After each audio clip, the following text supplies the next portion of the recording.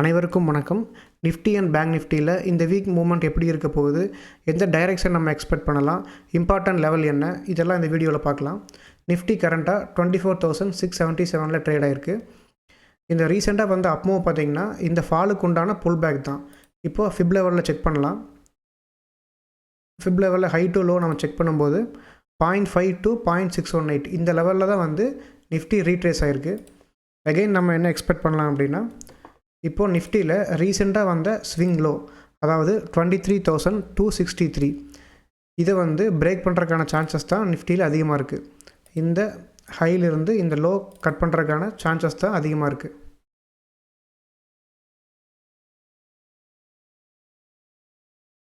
இந்த low cut ஆகிறது பார்த்திங்கன்னா ஷார்ட் டேர்ம் வியூ தான். லாங் டேர்ம் வியூ வந்து நம்ம அடுத்தது பார்க்கலாம்.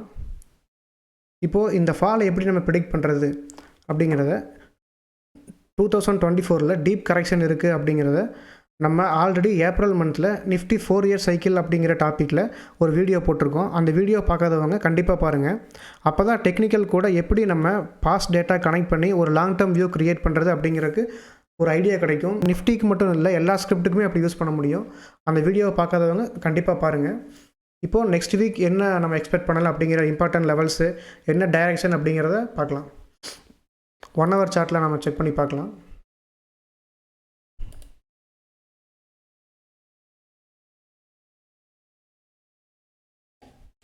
இப்போது 1 hour சார்ட்டில்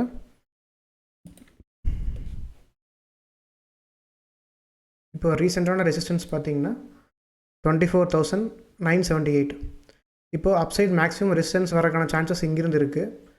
இப்போ என்ன லெவல் வரைக்கும் ஃபஸ்ட்டு நம்ம எக்ஸ்பெக்ட் பண்ணலாம் அப்படின்னா, ரீசெண்டாக வந்த லோ 24,295 சேம் இந்த ஓப்பனிங் லெவலிருந்து அகெயின் இந்த லெவல் டெஸ்ட் பண்ணுறதுக்கான சான்சஸ் அதிகமாக இருக்குது. இங்கிருந்து ஒரு அப் மூவ் வந்துச்சுனாலும் சேம் இந்த லெவலில் ரீடெஸ்ட் பண்ணிவிட்டு அகெயின் சேம் இதே லெவலில் நிஃப்டி ரீச் ஆகிறதுக்கான சான்சஸ் அதிகமாக இருக்குது. ஆல்மோஸ்ட் கரண்ட் லெவலிருந்து 350 பாயிண்ட்ஸ் டவுன் சைட் பாசிபிள் இருக்குது.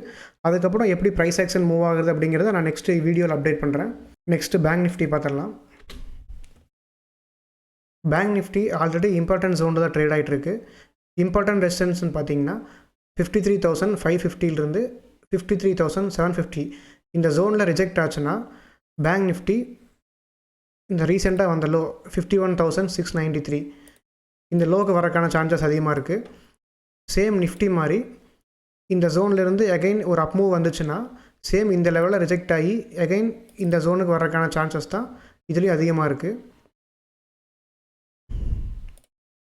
பட் 54,150 இந்த ரேஞ்சை பேங்க் நிஃப்டி ரிஜெக்ட் பண்ணாமல் ஒரு கேப் அப்லையோ இல்லை இங்கிருந்து இந்த ஆல் டைம் ஹைக்கிலிருந்து ஸ்பீடாக மேலே போய் க்ளோஸ் ஆகும்போது ட்ரெண்டு சேஞ்ச் ஆகிறதுக்கான சான்சஸ் அதிகமாக இருக்குது.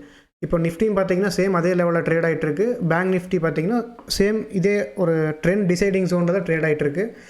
ஸோ அடுத்த லெவல்ஸ் எப்படி வந்து ப்ரைஸ் ஆக்ஷன் மூவ் ஆகுது அப்படிங்கிறத நான் நெக்ஸ்ட் வீடியோவில் அப்டேட் பண்ணுறேன். இந்த video full and full educational பர்பஸுக்காக மட்டும்தான். டெக்னிக்கல் எப்படி ஒர்க் ஆகுது, பேட்டர்ன் எப்படி ஒர்க் ஆகுதுன்னு பார்க்குறதுக்காக தான். இந்த வீடியோவில் எந்த விதமான பை அண்ட் செல் ரெக்கமெண்டேஷன்ஸ் நான் கொடுக்கல. மீண்டும் அடுத்த நிஃப்டி அண்ட் பேங்க் நிஃப்டி ரிவ்யூவில் சந்திப்போம். நன்றி.